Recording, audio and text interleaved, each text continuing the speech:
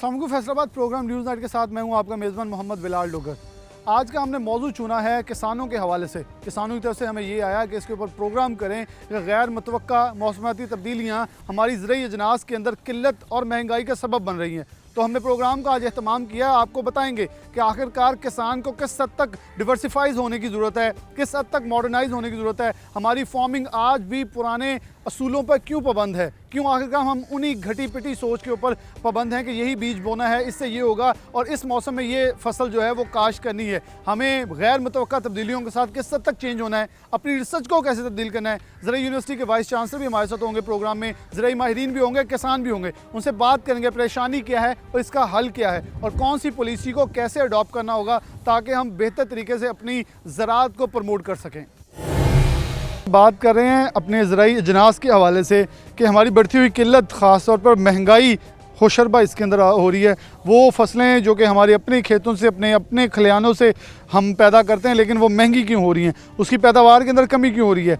एकदम से गैर मुतवक्का तब्दीलियाँ जो हैं मौसम की, उन्होंने हमें परेशान कर दिया है। इकोनॉमी डिपार्टमेंट के चेयरमैन हमारे साथ मौजूद हैं। बहुत शुक्रिया प्रोफेसर हमें टाइम देने के लिए। प्रोफेसर ये बताइएगा कि इस वक्त आप कह देते हैं गैर मुतवक्का तब्दीलियाँ जो हैं उन्होंने डिस्टर्ब करके रख दिया हमें एकदम से, और इस हद तक डिस्टर्ब किया है कि हमें जो हमारे ज़राअत से मुंसलिक लोग हैं उन्हें ये भी समझ नहीं आ रहा है कि कौन सी फसल की तरफ बढ़ें और कौन सी ना लगाएं। हम गन्ने से हटे, प्रेशराइज हुए, शुगर मिलों की तरफ से हमने कपास लगाई तो इतनी बारिशें आई कि मुकम्मल तौर पर डिस्टर्ब होकर रखें।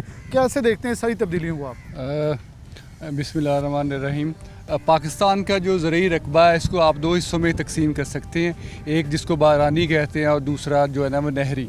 तो बारानी इलाकों का सारा दारोमदार जो है ना वो बारिशों पे होता है। तो जहाँ तक ये जो गैर मुतवक्का तब्दीलियाँ, बारिशें ज़्यादा हो रही हैं, तो बारानी इलाके जैसे पोठोहार का इलाका है, थल का इलाका है, चोलिस्तान का है पंजाब के अंदर, वहाँ पे तो ये ठीक है, बारिशें बहुत ज़्यादा फ़ायदेमंद हैं।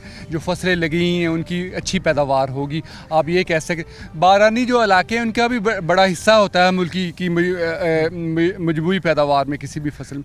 तो वो लोग तो खुश हैं। अभी देखें जब ये जो है ना थल का इलाका, वहाँ पर अक्टूबर में चने लगे तो बड़े खुश हैं लोग कि बारिशें हो रही है तो वो मॉइस्चर जो है ना कंजर्व होगा, तो उस पर हम फसल लगाएंगे।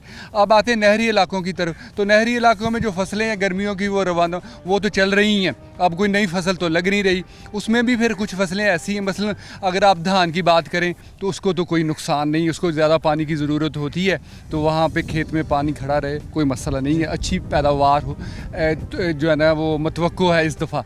दूसरी अहम फसल जो है वो कमाद है या गन्ना है। तो गन्ना इसको भी गर्म मरतूब आबो हवा चाहिए, तो इसके लिए भी ये बारिशें बहुत अच्छी हैं। इसकी भी अल्हम्दुलिल्लाह अल्लाह के फजल से अच्छी पैदावार होगी। इसके अलावा जो बाकी फसलें में उसमें मसला हो सकता है कि मसलन जैसे कपास है या सब्जियां हैं या मकई है, तो किसी भी खेत के अंदर अगर 24 घंटों से ज़्यादा जो है ना वो कह लें पानी खड़ा रहे तो फिर जो है ना पौधे की जो बढ़ोतरी रुक जाती है। अगर 36 घंटे या और ज़्यादा खड़ा हो जाए फिर फसल के मरने के चांसेस जो है ना वो बढ़ जाते हैं।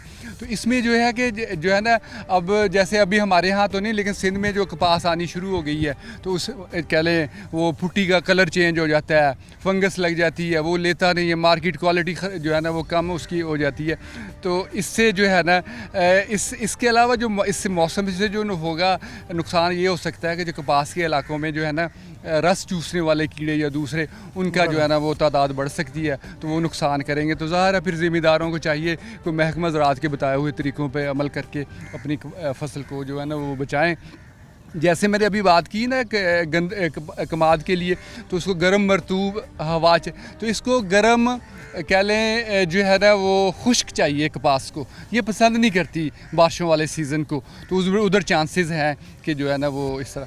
फिर इसके अलावा जो है ना मकई, ये जो नुकसान होता है ना बारिशों का, उसका ये भी है कि आपकी ज़मीन कैसी है। मसलन अगर भारी ज़मीन है जिसको हमने चिकनी मिट्टी वाली ज़मीन कहते हैं, तो उसके पानी आहिस्ता आहिस्ता ज़मीन के अंदर जाता है, तो उसमें अगर ज़्यादा देर पानी खड़े तो नुकसान के चांसेस भी होंगे ज़्यादा। हाँ, अगर रेतली ज़मीन है, महरा ज़मीन है, पानी जल्दी जज्ब हो जाता है, उसके अंदर नुकसान के चांसेस जो है ना वो कम है। फिर इसके अलावा इस मौसम में जड़ी बूटियाँ बहुत उगती हैं, ज़ाहिर बारिशें हो रही हैं, तो उनका बीज जो है ना वो बिलियंस की तादाद में ना पहले ही ज़मीन के अंदर मौजूद होता है, तो ये फेवरेबल हालात हो जाते हैं, तो वो भी बड़ा नुकसान करती हैं। बल्कि वो बाज़ बीमारियों और कीड़ों की अमाजगाह होती हैं, उसका जो है ना उसकी कह लें परवरिश का ज़रिया बनती हैं। तो उसके लिए भी चाहिए ज़िम्मेदारों को जो अपने महकमा ज़राअत है उसके साथ मिल के उसका तदारक करें। मसलन ऐसी कुछ फसलें ऐसी हैं जिनमें फसल उगने के बाद जो अद्वियात मुयस्सर हैं आप वो स्प्रे कर सकते हैं जिससे जड़ी बूटियाँ कंट्रोल हो जाएंगी। लेकिन कपास एक ऐसी फसल है जिसमें उगने के बाद आप जड़ी बूटियों को ख़त्म करने के लिए कोई दवाई मिल नहीं है। तो उसके लिए अमूमन जो लोग कहते हैं कि आप राउंड अप कर लें, तो राउंड अप चूँकि फसल को भी मार देती है तो इसके ऐसा हम तरीका करते हैं, इसके ऊपर शील्ड लगा देते हैं। तो शील्ड लगा के 2 लाइनों के दरमियान हम स्प्रे करके वो जड़ी बूटियाँ ख़त्म कर देते हैं। इससे थोड़ा कह लें टाइम बढ़ेगा, लेबर बढ़ेगी, लेकिन आप बहुत जड़ी बूटियाँ इस मौसम में उग रही हैं तो ज़ाहिर पैदावार को कम करेंगी और सीड जो है ना ज़मीन के अंदर गिराएंगी और उससे अगले साल और ज़्यादा सीड जो है ना वो प्रोड्यूस होगा। आप नहीं समझते कि हमें अब हमारे जो किसान हैं उनको आगे बढ़ने में पहले ही बात कर चुका हूँ कि हमारा जो किसान का बेटा है वो किसान नहीं बनना चाहता क्योंकि वो पढ़ लिख गया, वो समझता है ये मेरी अब फील्ड नहीं है। लेकिन हमें नहीं चाहिए कि हमारे इस तरफ ज़्यादा थोड़ी रिसर्च जैसे हो रही है तो हमारा एक रुख मुतय्यन होना चाहिए, ख़ासतौर पे गवर्नमेंट किसानों को मुतवज्जा करे और इस चीज़ का पाबंद करे कि हम फसल की पैदावार एक मुनासिब तरीके से करें। जैसे गन्ने की अगर पैसे कम मिलें, सारे कपास पे लगे हैं, इतनी ज़्यादा कपास की पैदावार के लिए इस बार बीज बोया गया है कि वो सब डिस्टर्ब होगी फसलें। तो वो इसमें ये है कि ये ज़रूरी, ये आपकी बात दुरुस्त है कि मसलन जो ना लोग नई नस्ल जो है ना वो एग्रीकल्चर की तरफ नहीं आ रही, कहीं लेबर नहीं अवेलेबल, जैसे फैसलाबाद, लाहौर, शेखपुरा, सियालकोट इस तरह के इलाके में जो इंडस्ट्रियल एरिया वहाँ पे तो लेबर की शॉर्टेज। तो मैं कहता हूँ कि फार्म मैकेनाइजेशन की तरफ आना चाहिए। गवर्नमेंट प्राइवेट सेक्टर को इनकरेज करे कि छोटे छोटे इम्प्लीमेंट्स जो है ना, छोटे ट्रैक्टर कोई हों जो ज़िम्मेदार के जो उसकी ख़रीद के कह लें या पहुँच में हों, तो ये फिर जो है ना कह लें। दूसरा ये है कि कोई पॉलिसी वजह, जैसे अब देते हैं ना मकई है बड़ी हुई है मुल्क के अंदर लेकिन उसका ख़रीदार नहीं है, तो वो जो है ना पहले पिछले साल वो 1300-1400 पे बिक रही थी, अब 800 पे बिक रही है। तो इसलिए लोगों को थोड़ा सा ना कह लें मोटिवेट करने की ज़रूरत है, इसको गंदम के अंदर मिला के खा लो। अब गंदम देखें 2000 रुपये की है, वो 800 रुपये की है, तो आप 1:5 की जो है ना वो रेशो से 1:4 की रेशो से मिला के, ताकि उसका फ़ायदा भी होता है, सेहत के लिए भी अच्छी है। तो ये एक पॉलिसी है इस तरह की जो। फिर इसके अलावा जो चीज़ें ज़्यादा है तो गवर्नमेंट तवज्जो दे कि उससे ऐसी इंडस्ट्री लगाए कि उससे वैल्यू एडिशन हो, कि आप जिस मौसम के अंदर फसल बहुत ज़्यादा हुई है तो आप वो इंडस्ट्री के अंदर जाए, उससे नई चीज़ें बना के मार्केट करे with in the country, outside the country, और इससे जो फार्मर है उसको प्रॉफिट भी मुनासिब मिलेगा। वो खुद आएगा कि उसको पता है कि मेरी प्रोड्यूस जो है वो जाएगी मार्केट में मुनासिब रेट पे। उसके वो जो आप कह रहे हैं कभी एक फसल, कभी वो देखता है कि इस साल आया तो वो अगले वो सारे वो भेड़ चाल है वो सारे उसी तरफ शुरू हो जाते हैं, वो प्रोडक्शन बहुत ज़्यादा हो जाती है, तो फिर जो है ना वो डिमांड जो है ना वो इतनी नहीं होती। तो इन चीज़ ये मतलब ये कह लें पॉलिसी या प्लानिंग जो है ना वो प्रॉपर होनी चाहिए, वो होनी चाहिए। डॉक्टर ताहिर साहब मौजूद हैं, डायरेक्टर फार्म्स हैं। डॉक्टर साहब प्रोफेसर साहब से बात हो रही थी, मेरे जहन में एक लफ्ज़ आया कि हमारा बिजनेसमैन सियाना है, हमारा किसान अभी भी बेचारा मासूम है। उसे समझ नहीं आता कि हमारे साथ गेम खेलते हैं, पहले एक फसल की तरफ लगाते हैं, पैदावार ज़्यादा हो वो उठा के स्टॉक कर लेते हैं, अपनी पैदावार बनाते रहते हैं लेकिन किसान को मार देते हैं। कपास की तरफ सारी दुनिया आ चुकी है, जैसे डॉक्टर साहब ने कहा कि हमें जिद्दत अपनानी होगी, हमें मुख्तलिफ इकसाम जो है फैक्ट्रीज ऐसी लगानी होगी जो कि उस चीज़ से कुछ नया प्रोडक्ट बनाएं, वो बिके पूरी इंटरनेशनल मार्केट के अंदर और हम इससे पैसा कमा सकें। हमारे अभी भी फॉर्म जो हैं, किसान जो है जब नुकसान में आएगा डेफिनेटली वो तो मार्जिन की तरफ जाता है और उसी तरफ बढ़ता है। फिर बिस्मिल्लाहिर्रहमानिर्रहीम। असल में जैसे अभी चेयरमैन साहब कह रहे थे वो बात बिल्कुल ठीक है कि पहली बात तो यह है कि तमाम फसलात की जो पैदावार है वो या तो स्टैगनेंट है या पहले से कम होती जा रही है। उसकी बहुत सारी वजूहात हैं कि किसी भी फसल को पैदा करने के लिए बहुत सारे अवामिल उसमें शामिल होते हैं, वक्ते काश से लेके उसकी बर्दाश्त, उसकी स्टोरेज तक। पहला मसला जो हमारे ज़िम्मेदार के लिए है वो है बेसिकली कि उसको क्वालिटी सीड नहीं मिलता। क्वालिटी सीड जब तक नहीं होगा आप अच्छी पैदावार नहीं ले सकते। नंबर 2, वक्ते काश के हवाले से हमारा क्रॉपिंग सिस्टम इस किस्म का है कि राइस वीट क्रॉपिंग सिस्टम में राइस हमारा डिले कर देता है वीट की सोइंग को, कॉटन वीट क्रॉपिंग सिस्टम में कॉटन डिले कर देती है वीट को, जिससे हमारी जो पैदावार है, जिसको वीट को हम स्टेपल फूड कहते हैं, वो कम हो जाती है। जहाँ तक आपकी बात है कि हमारा जो बिज़नेसमैन है वो इस तरह करता है कि ज़िम्मेदार जो है उसको नुकसान होता है। बेसिकली कोई भी बिज़नेस है उसमें बेनिफिट कास्ट रेशो वो देखी जाती है। हमारा काश्तकार जो है वो बाज़ औक़ात इतना मजबूर हो जाता है इस सिलसिले में कि वो इसको मद्देनज़र नहीं रखता जैसे अभी चेयरमैन साहब कह रहे थे कि मकई की कीमत जो है उसकी पैदावार ज़्यादा होने से उसकी कीमत गिर गई, लेकिन उसके दूसरे बाई प्रोडक्ट्स इस तरह के किए जा सकते हैं जैसे दूसरे ममालिक में किया जाता है कि हम अपने ज़मींदार को सपोर्ट कर सकें। दूसरी बड़ी अहम बात यह है कि किसी भी चीज़ की जो सपोर्ट प्राइस है उसको मुस्तहकम किया जाए। मार्केट में ज़मींदार को ये पता हो कि अगर मैं इस फसल को काश्त करूँगा तो मुझे रिटर्न में ये फ़ायदा होगा, ये उसके मुझे पैसे मिलेंगे। और अगर सब्सिडी भी गवर्नमेंट देती है तो वो ज़ाहिर है ज़मींदारों के भले के लिए होती है, लेकिन एक मुस्तहकम जो लाया अमल है वो ज़िम्मेदार के लिए होना चाहिए, ताकि वो ये ना हो कि किसी साल वो कॉटन की प्रोडक्शन की तरफ हो जाए और दूसरे साल वो गन्ने की प्रोडक्शन की तरफ भाग जाए। किसी और चीज़ के लिए हम वार है वो कुछ और लगा दें। एक चीज़ वो डॉक्टर साहब जो आप बात कर रहे थे आगे और पीछे, ये अछेती और पछेती के अंदर हम पड़े रहते हैं। हमारा किसान तो अभी तक अछेती पछेती से नहीं निकला, तो इसे मौसमियाती तब्दीलियों के हवाले से गाइड करना बड़ा मुश्किल है, क्योंकि इस तरफ आना भी होगा, अगर नहीं आएंगे तो ज़्यादा नुकसान उठाना नहीं, ये बहुत ज़रूरी है। देखें, जब तक हम मौसमियाती तब्दीलियों को कोप अप नहीं करेंगे, ब्रिज अप नहीं करेंगे, हम अपनी आइंदा आने वाली नस्लों के लिए फूड सिक्योरिटी नहीं कर सकते। ये बहुत ज़रूरी है। पंजाबी में कहते हैं ढिड ना पैण रोटियां सभी गल्लां खोटियां। तो जब बाकी जितने भी काम हैं वो उस वक्त तक आप अंजाम नहीं सही तौर पे दे सकते जब तक आप अपनी कौम को, अपने बच्चों को, अपने लोगों को सही, खालस और क्वालिटी की खुराक प्रोवाइड नहीं करेंगे। इसलिए ये बहुत ज़रूरी है कि हम एक बेहतर प्लानिंग के साथ मौसमियाती तब्दीली को मद्देनज़र रखते हुए अपने क्रॉपिंग सिस्टम में एक ऐसी जिद्दत लाएं कि हम डाइवर्सिफाइड फार्मिंग करें और अपनी इस खुराक को, अपनी इस लोगों को सही मानों में वक्त पे सही मिकदार में खुराक जो है मुहैया कर सकें।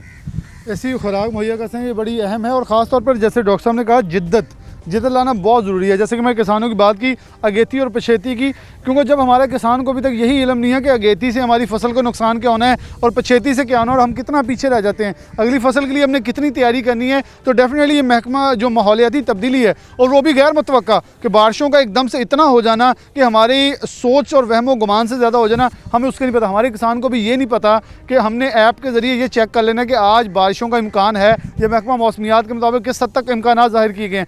तो उस किसान को डेफिनेटली ट्रेन करना होगा, हुकूमत को अपनी पॉलिसी को रिव्यू करना होगा और ख़ास तौर पर ज़राअत की पॉलिसियों के हवाले से बहुत अहमियत के हामिल है।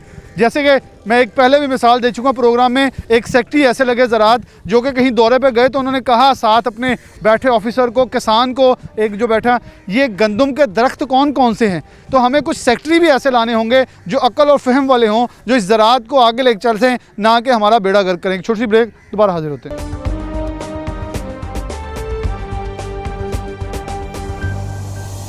वेलकम बैक नाज़रीन, दोबारा से प्रोग्राम के अंदर आपको खुशामदीद कहते हैं। कुछ किसान हमारे साथ मौजूद हैं।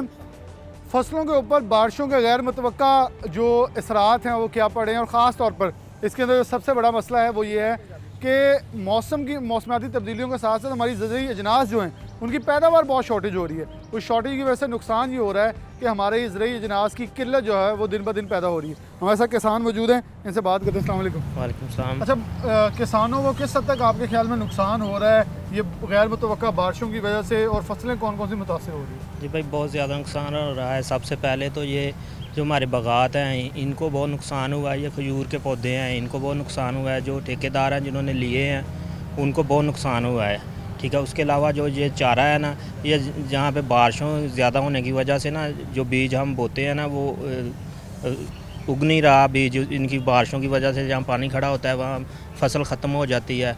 हमको 3 मरतबा हमारा बहुत ज़्यादा नुकसान हो रहा है।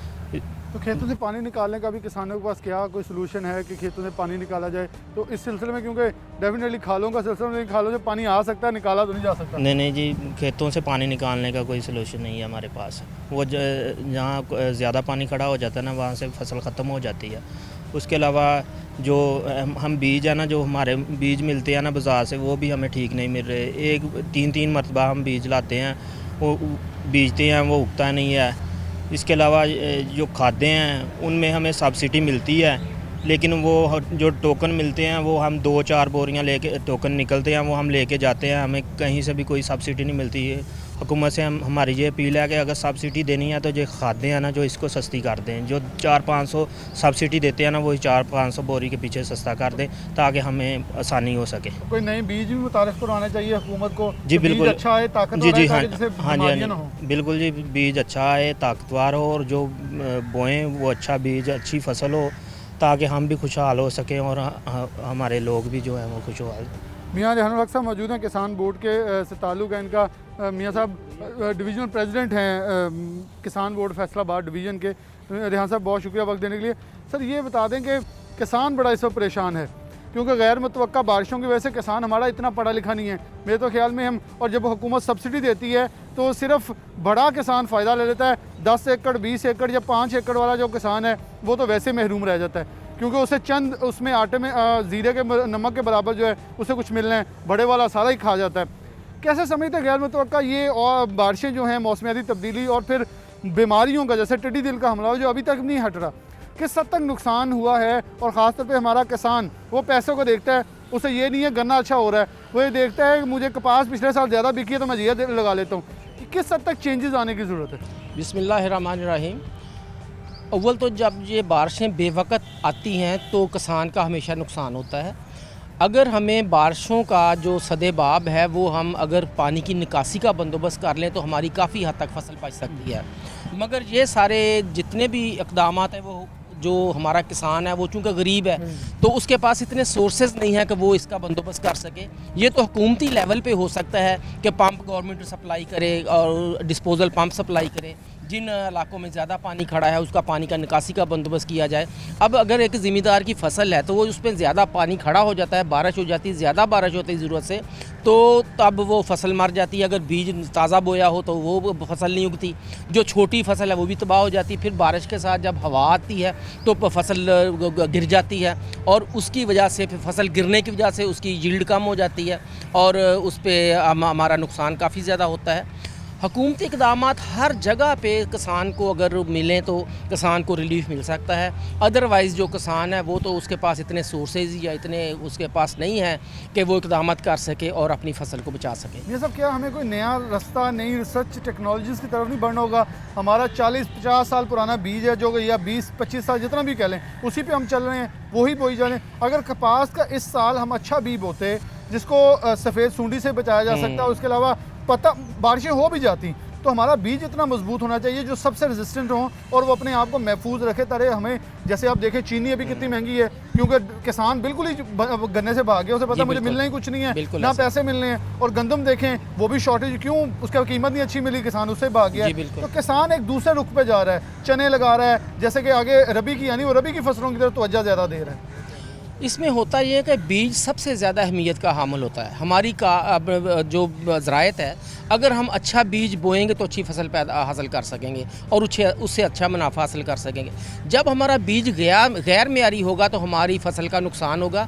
ये हुकूमत को चाहिए कि हमें अच्छा बीज प्रोवाइड करे। हमारे इतने अच्छे अदारे हमारे पास मौजूद हैं, वहाँ हाइब्रिड बीज तैयार हो जो हम बाहर से इम्पोर्ट करके कसीर ज़र मुबादला भी उधर हमें देना पड़ता है। तो अगर हमारी अपनी जो साइंसदानों की टीमें हैं, हमारे जो अपने अदारे हैं, इतने बड़े बड़े पाकिस्तान में अदारे हैं, उनसे हमारा बीज तैयार करवाया जाए और हर किस्म का बीज, फसलों का बीज अगर हमें वहाँ से आला किस्म का बीज मिले तो हमारी ज़रायत ज़्यादा तरक्की कर सकती है और ज़मींदार और किसान खुशहाल हो सकता है। ये सब अब गैर मुतवक्का जो मौसमी तब्दीली हैं, आपका समझते कौन सी फसलें ज़्यादा मौजू होनी चाहिए? किसानों को उधर जाना चाहिए क्योंकि किसान उधर जाता है तो उसे कीमत नहीं मिलती। हमारी मार्केट में बिजनेसमैन इतने सियाने हैं तो किसान को मारने का सोचते हैं, किसान को खुशहाल करने का कभी नहीं सोचते। उन्हें पता गन्ना ज़्यादा हुआ, रेट नीचे गिराया, गन्ना उठाया, स्टॉक किया, अगली बार वो गन्ना लगाने के लिए तैयार ही नहीं होता कि मेरी फसल, और ख़ास तौर पर फिर वो किसान अगली फसल के लिए पिछेती में चले जाते हैं जिसका मज़ीद नुकसान होता है। ये इसमें सबसे ज़्यादा ये होता है कि ज़मींदार हमेशा उसकी कोशिश होती है कि उसको उसकी फसल का अच्छा मुआवजा मिले। ये हमारा हमेशा से किसान बोर्ड का और सब किसानों का यही मुतालबा होता है कि जब फसल लगती है, फसल के आने से पहले गवर्नमेंट एक सपोर्ट प्राइस मुकर्रर करे।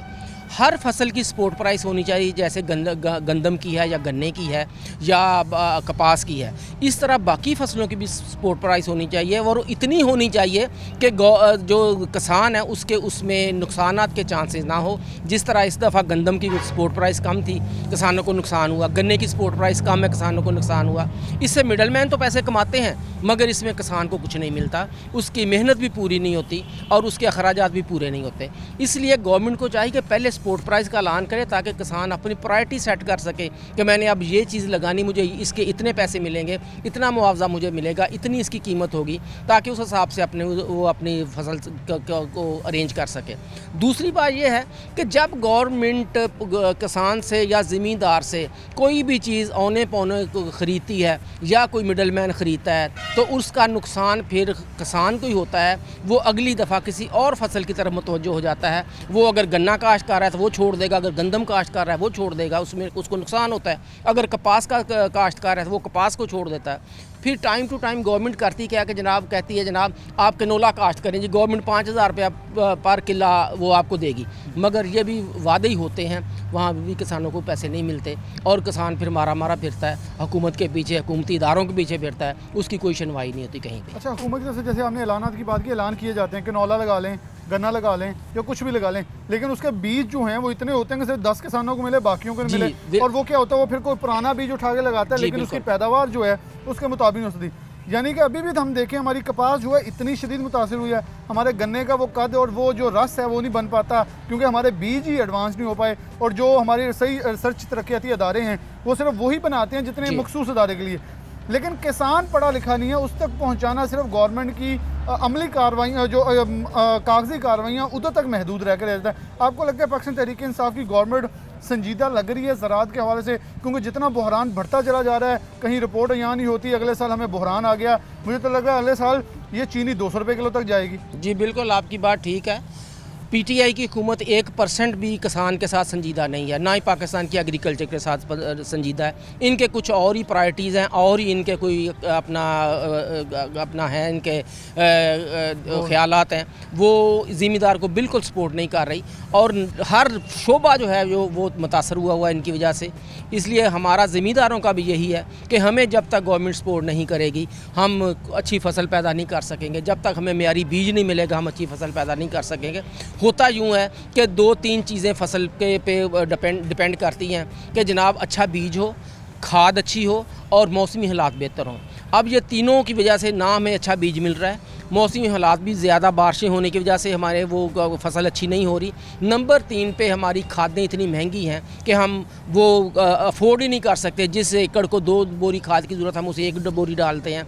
डीज़ल इतना महंगा हो गया है कि जो ट्यूबवेल इरीगेटेड एरियाज़ हैं वहाँ पे डीज़ल की फराहमी भी नहीं है, वो ट्यूबवेल बंद पड़े हैं। उसके अलावा अगर हम बिजली यूज़ करते हैं तो उस इतने ज़्यादा बिल आ रहे हैं। पर यूनिट प्राइस जो पहले एक फ़िक्स प्राइस होती थी वो गवर्नमेंट ने ख़त्म कर दिया है। अब बिजली के बिल इतने ज़्यादा हैं, उसके बाद लोड फ्लक्चुएशन इतनी ज़्यादा है कि मोटरें जल रही हैं पानी और लोड शेडिंग की वजह से। जब पानी एकड़ में पहुंचने लगता है तो पीछे से लोड शेडिंग हो जाती है, वो हमारा पानी का ज़ियाँ जो है बहुत ज़्यादा बढ़ गया है। इन सारी चीज़ों को देखते हुए किसान इस वक्त अजीब किस्म के अपना मुश्किलात का शिकार है और उसको जब तक इस चीज़ों में रिलीफ नहीं दिया जाएगा वो कभी भी खुशहाल नहीं हो सकेगा। किसान कभी भी खुशहाल नहीं हो सकेगा जब ठोस इकदाम या ठोस पॉलिसियाँ जो हैं उनके लिए इम्प्लीमेंट नहीं की जाएंगी या उनके लिए मुतारिफ नहीं करवाई जाएंगी।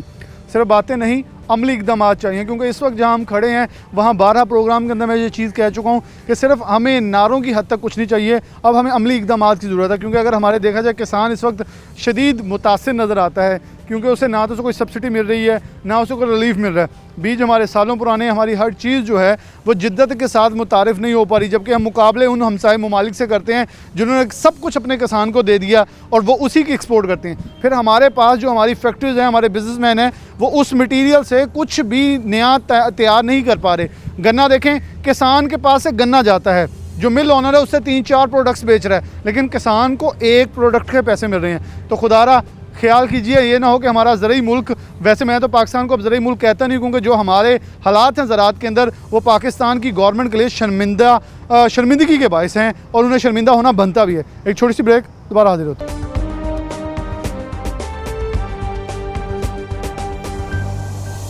वेलकम बैक नाज़रीन, दोबारा से प्रोग्राम के अंदर आपको खुशामदीद कहते हैं। ज़रई अजनास की किल्लत और ज़रई अजनास की पैदावार के हवाले से बात कर रहे हैं। Professor doctor Mohammad Ashraf, vice chancellor agriculture university, हमारे साथ मौजूद हैं। फैसलाबाद नहीं बल्कि एशिया की सबसे बड़ी जामियात में ये शामिल होती है। और अगर ज़रई अजनास की बात करें, ज़राअत की बात करें, तो अपना मुकाम और नाम रखती है पूरी दुनिया के अंदर। डॉक्टर साहब, बहुत शुक्रिया वक्त देने के लिए। डॉक्टर साहब, कैसे देखते हैं कि इस वक्त जिस तरफ हम जा रहे हैं, हमारी ज़रई अजनास बहुत एकदम से डिस्टर्ब हुई हैं, ऊपर से गैर मुतवक्का बारिशें जो हैं, मौसमियात का जो सिलसिला है वो बड़ा एक अजीब है, जिससे डिस्टर्बेंस एक बड़ी क्रिएट हुई है। लोग गन्ना छोड़कर कपास की तरफ आए थे, लेकिन बारिशों ने कपास को इतना डिस्टर्ब किया था, उधर जाएं। फिर आगे अभी मुमकिन गंदम के बाद रबी की फसलें आनी हैं, तो हमारा तमाम ज़रई एक सिस्टम जो है वो डिस्टर्ब नज़र आ रहा है। कैसे देखते हैं सारे सिलसिले को? देखें, आपने, मेरा ख्याल है कि आपने स्टार्ट में बहुत अच्छी बात कर दी कि क्लाइमेट चेंज का इम्पेक्ट जो है वो वर्ल्ड ओवर है। वो सिर्फ पाकिस्तान पे नहीं, बाकी भी जितने भी हमारे एडजॉइनिंग कंट्रीज़ हैं, अफ़गानिस्तान देख लें, ईरान देख लें, इंडिया देख लें या यूरोपियन यूनियन देख लें, सब पे क्लाइमेट चेंज का इम्पेक्ट हो रहा है। और क्रॉप्स जो हैं वो तमाम ममालिक में एडवर्सली इफ़ेक्ट हो रही हैं और उनकी यील्ड पे, उनकी क्वालिटी पे बहुत बड़ा इम्पेक्ट हो रहा है इस क्लाइमेट चेंज का। कहीं ड्राउट है बहुत ज़्यादा, कहीं बहुत ज़्यादा बारिशें हो रही हैं, जैसे आजकल हम एक्सपीरियंस कर रहे हैं। और ये इरेटिक जो बारिशें हैं, इससे अब फसलों को, और पर्टिकुलरली मैं कहूँगा कॉटन को बहुत ज़्यादा नुकसान पहुँच रहा है। गन्ना जो है, देखें, अब मैं अभी परसों चौथ फील्ड में था तो लश ग्रीन है, यानी तकरीबन हर रोज़ उसकी जो है ग्रोथ वो बढ़ जाती है। चंद दिनों में देखेंगे तो बहुत ही यानी टॉल प्लांट आपको मिलेगा शुगर केन का। इसी तरह चारा है वो बहुत ज़्यादा है। मेज़ है, उस पर थोड़ा इम्पेक्ट हुआ है, लेकिन उस पर और ज़्यादा मतलब फॉल आर्मी वर्क का कह रहे हैं कि वो अटैक आ रहा है। लेकिन सबसे ज़्यादा जो है वो कॉटन पे एडवर्स इफ़ेक्ट हो रहा है। उसमें अब वाइट फ्लाई जो है, जो सफ़ेद जिसको कहते हैं मक्खी, वो आ रही है। फिर उसके बाद गुलाबी सुंडी का अटैक है। फिर उसके बाद एफर्ड्स आ गए हैं। फिर और बहुत सारी चीज़ें जो हैं। अब कई देखा है क्रॉप्स के, उसमें बहुत सारे प्लांट जो हैं वो ब्लैक हुए हुए या ब्राउन हुए हुए। तो इस तरह के जो एक्जोटिक एलिमेंट हैं, जिसमें एफर्ड्स भी आते हैं, ये सफ़ेद मक्खी जो है वो आ रही है, बाकी गुलाबी सुंडी जो है वो अटैक कर रही है। तो इससे क्रॉप जो है उस पर डेफिनेटली उसकी यील्ड पे इफ़ेक्ट होगा और यील्ड कम होगी, जो कि हम डिज़ायर कर रहे थे कि इस दफ़ा शायद 10 मिलियन बेल से बहुत ज़्यादा ऊपर हो। यानी लास्ट ईयर भी यही था कि 14 मिलियन बेल, और फिर 10.01 या 07 जो है ये बताते हैं एस्टीमेट जो है। तो अब जो है हम, क्योंकि बम्पर क्रॉप्स थी पहले, जो है इतनी बारिशें नहीं हुई, उससे ये बहुत सेंसिटिव पौधा है। कॉटन जो है, इसको अगर 24 आवर पानी जो है खड़ा रहे, हालांकि बहुत सारी मैनेजमेंट प्रैक्टिसेस, एग्रोनॉमिक प्रैक्टिसेस की हैं हमने कि बेड प्लांटेशन करें, और ताकि उनकी जड़ों में पानी जो है वो ज़्यादा देर जमा ना रहे। क्योंकि मैंने देखा है फील्ड में जहाँ 24 आवर पानी खड़ा हो गया, क्रॉप बिल्कुल येलो हो गई है और उसके बाद वो उगने के काबिल नहीं है या ग्रो करने के काबिल नहीं है। तो इस तरह से ये मैनेजमेंट प्रैक्टिस की हैं और यूज़ ऑफ फर्टिलाइज़र जो है वो भी मैनेज किया है। लेकिन ये जो कह रहे हैं कि नेचुरल इस तरह की क्लैमिटीज़ आती हैं, जैसे रेनफॉल अब हो रही है और बहुत हैवी रेनफॉल है, सिंध में भी हो रही है, पंजाब में भी हो रही है, बाकी कह लें सूबों में। अब इसमें ये होगा कि आगे हमने जो है तमाम इदारों को चीज़ें स्ट्रेटजाइज करनी चाहिए कि आगे रबी क्रॉप्स आएंगी, तो उसके लिए क्या हमें स्ट्रेटजी जो है अडॉप्ट करनी पड़ेगी। मैं समझता हूँ कि जो ड्राई लैंड एरियाज़ हैं, जैसे हमारा कलर कहार का, पोठार का, उसमें जैसे रेनफॉल हो रही है, तो अब वहाँ पे जितनी भी ज़्यादा काश्त करेंगे वो मेरे ख्याल सेफ भी रहेगी, डिज़ीज़ से भी फ्री होगी, और बाकी भी यहाँ क्रॉप जो है बम्पर हो सकती है। जैसे मतलब चना है थल में, और इसी तरह से बारले है, बाकी ब्रासिका की स्पीशीज़ हैं, क्रॉप्स हैं सरसों की, वो गंदम है। तो इस तरह की क्रॉप्स जो हैं वो ग्रो करेंगे तो मेरा ख्याल है उससे काफ़ी यील्ड जो है हम ले सकते हैं। बाकी जो अरेबल लैंड है हमारी, यानी जो हम कल्टीवेट करते हैं, काश्त करते हैं, उनमें भी इम्पेक्ट हो सकता है कि जो मॉइस्चर कंटेंट है सॉइल का वो मेंटेन रहे और हमारी क्रॉप जो है अच्छी हो। लेकिन इस वक्त जो ख़रीफ़ की क्रॉप्स हैं जिसमें कॉटन जो है उस पर ज़्यादा एडवर्स इफ़ेक्ट हो रहा है, तो उसको काउंटरैक्ट करने के लिए हमें तमाम फार्मिंग कम्युनिटी को ट्रेनिंग देनी होगी कि अब इसमें इस वक्त क्या करना है, कौन से पेस्टिसाइड जो है इस्तेमाल करने हैं, किस डोज से करने हैं, या कौन सी मैनेजमेंट प्रैक्टिसेस जो हैं वो फील्ड में करनी है। तो ये सारी चीज़ें जो हैं हम गवर्नमेंट भी, बाकी इदारे भी और यूनिवर्सिटी लेवल पे भी फ्रीक्वेंट ट्रेनिंग प्रोग्राम हो रहे हैं जिसमें हम ये चीज़ें एड्रेस कर रहे हैं।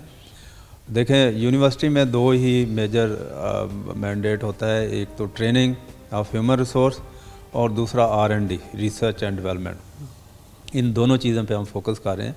लेकिन इसके साथ साथ अगर हमारी इंस्टीट्यूशनल सोशल रिस्पॉन्सिबिलिटी जो है, ताकि हम दूसरे इदारों को या स्टेक होल्डर को अपनी रिसर्च का जो है आउटपुट जो है उसका बेनिफिट दे सकें, तो वो भी हमारी रिस्पॉन्सिबिलिटी है। तो हम गवर्नमेंट के इदारों के साथ मिलकर काम करते हैं। जैसे अभी लोकस कंट्रोल में इस वक्त हमारे 25 ट्रेनी जो हैं जिनको हमने ट्रेनिंग यहाँ पे दी, हमारे स्टूडेंट हैं PhD या MS के, वो फील्ड में काम कर रहे हैं और वो पिछले 2 माह से तमाम यानी ऑर्गेनाइजेशन से मिल के कुछ थरपारकर में कर रहे हैं, कुछ पंजाब में कर रहे हैं। तो वो भी विजिलेंट हैं क्योंकि अभी 2 डिस्ट्रिक्ट में पता चला है कि लोकस जो है उसका अटैक है। हमारी जो इंडिजिनस पॉपुलेशन थी वही डेवलप हुई है, बाहर से कोई नहीं आई, और इसी को ख़त्म करना, और मेरा ख्याल है कि हम गवर्नमेंट बहुत कीन है कि इसको ख़त्म करे और कर रहे हैं मिलके सारे जॉइंटली। लेकिन इंडिजिनस पॉपुलेशन का ख़तरा ये होता है कि बार बार वो फिर दोबारा, क्योंकि इसका लाइफ साइकिल जो है बहुत शॉर्ट होता है और 3 से 4 माह में यानी जो इंसेक्ट है वो मैच्योर हो जाता है, तो इसलिए दोबारा अंडे देने, फिर लाइफ साइकिल उसका। तो जो बारिशें जो हैं ये इसके लिए बड़ी कंजीनियल है, मैं समझता हूँ। बहुत बात की ना हमारे किसानों के हवाले से, तो मेरे जहन में सवाल था जिस तरफ आप जा रहे थे कि एक तो आपने ये बात किया टिड्डी दल का भी, और ख़ास तौर पर इसके साथ जो गैर मुतवक्का मौसमियाती तब्दीलियाँ हैं। जी जी। तो हम इस मौसमियाती तब्दीलियों के हवाले से कैसे, मतलब क्या कहेंगे कि कैसे किसानों को ट्रेन करना होगा, क्योंकि हमारा अभी भी किसान जो है, किसान का पढ़ा लिखा बच्चा किसान नहीं बनना चाहता, किसान खुद किसान है। तो मॉडर्नाइज कैसे किया जा सके कि इधर लोगों को लाया जाए, स्टूडेंट्स को लाया जाए, और फिर ख़ास तौर पर क्रॉप्स को मौसम के हवाले, क्योंकि गैर मुतवक्का मौसमियाती तब्दीलियाँ, तो उसके हवाले से हमें शायद मेरे ख्याल रैपिडली कुछ चेंज करनी होगी। देखिए जी, इसमें मैं समझता हूँ हमारे 2 जो डिसिप्लिन है या फील्ड हैं उनका बड़ा अहम रोल है। एक तो जो हमारा एग्रोनॉमी डिपार्टमेंट है, और एग्रोनॉमिस्ट जो हैं उन्होंने मैनेजमेंट करनी होती है। जब भी कोई एनवायरनमेंट जो है वो चेंज होता है तो उसमें एग्रोनॉमिस्ट का बड़ा रोल होता है। उसने बतानी है कि कौन कौन सी मैनेजमेंट प्रैक्टिसेस वो करेंगे, तो उससे यानी काफ़ी यानी बचत हो जाएगी किसी भी हैवक या किसी भी इशू से। दूसरा होता है कि हम ऐसी वैरायटीज़ दें क्रॉप्स की जो कि रिजिलियंट हो। हम कहते हैं क्लाइमेट रिजिलियंट वैरायटीज़ वो डेवलप करें, ताकि कोई सा भी एनवायरनमेंट हो तो उसमें उनकी सस्टेनेबिलिटी और उनकी प्रोडक्शन जो है वो हैम्पर ना हो।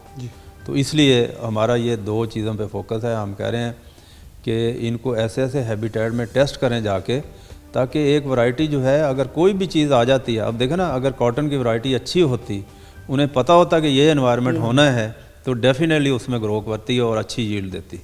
तो इसमें जेनेटिक पोटेंशियल और हमें जर्म प्लाज्म जो है वो स्क्रीन करने की ज़रूरत है, जीन जो है वो ट्रांसफॉर्म करने की ज़रूरत है, तो बहुत सारे काम करने की ज़रूरत है। तो हम इस पे फोकस कर रहे हैं कि आप जितनी भी वैरायटी हों वो क्लाइमेट रिजिलियंट वैरायटीज़ हों, वो इसको टॉलरेट करें, वो रेजिस्ट करें, ताकि फील्ड में वो सस्टेन करें और अच्छी यील्ड दें। तो यही है हमारे कि वो ये ना हो कि इतने यानी सेंसिटिव हों कि बारिश हुई और फ़ौरन जो है वो पत्ते मुरझा गए या वैसे डाई कर गए। तो इस तरह से यानी चीज़ें जो हैं वो नहीं चलेंगी। मेरा ख्याल है कि हमें प्लान करना होगा, हमें बहुत सारी स्ट्रेटजीज़ जो हैं लॉन्ग टर्म देनी होगी, और शॉर्ट टर्म भी हों, लॉन्ग टर्म भी हों। तो हम इस पे काम कर रहे हैं। मैंने पहले ही अपनी फैकल्टी को ट्रिगर किया है, और पर्टिकुलरली जो ब्रीडर हैं और बायोटेक्नोलॉजिस्ट हैं उनको कहा है कि जनाब आप इस पे काम करें कि मुख्तलिफ हैबिटेट में, कि अगर ज़्यादा बारिशें होनी है तब वैरायटी जो है ग्रो करनी चाहिए, अगर कम हो रही है तब करनी चाहिए, अगर टेम्परेचर हाई हो गया तब ग्रो करनी चाहिए। तो इस तरह की जो स्ट्रेस रिलेटेड हमारी यानी रिसर्च है वो पहले इतनी ज़्यादा नहीं हुई, तो हम इंटेंसिवली उसको परसू कर रहे हैं। बहुत शुक्रिया प्रोफेसर डॉक्टर मोहम्मद अशरफ हमारे साथ मौजूद थे, जिन्होंने ब्रीफली सारा डिस्क्राइब किया कि इस वक्त जो ज़राअत के ऊपर, ज़राई अजनास के ऊपर जो हमारे इस वक्त किल्लत के साथ साथ एक मसाइल दरपेश हैं, उसके ऊपर डिटेल में बात हुई। जबकि ख़ास तौर पर ये चीज़ कहा कि अब हमें थोड़ा सा बहुत ही मेरे ख्याल में एग्रेसिवली होकर इन चीज़ों को देखना होगा कि हम अपनी सोच, अपना पोटेंशियल जो है वो स्पीडली इसकी तरफ लाएगा। और ख़ास तौर पर ज़राई यूनिवर्सिटी फैसलाबाद इसके ऊपर काम करिए ताकि ऐसे बीज और ऐसी चीज़ें तैयार की जाएँ जो ख़ास तौर पर रेजिस्टेंट हों, कि अगर कोई मौसमियाती तब्दीली गैर मुतवक्का तौर पर आती है या किसी चीज़ का हमला हो जाता है तो उससे रजिस्ट करते हुए हमें ज़राई इजनास की किल्लत का सामना ना करना पड़े। इसी के साथ प्रोग्राम न्यूज़ नाइट से इजाज़त दीजिए। अल्लाह हाफ़िज़।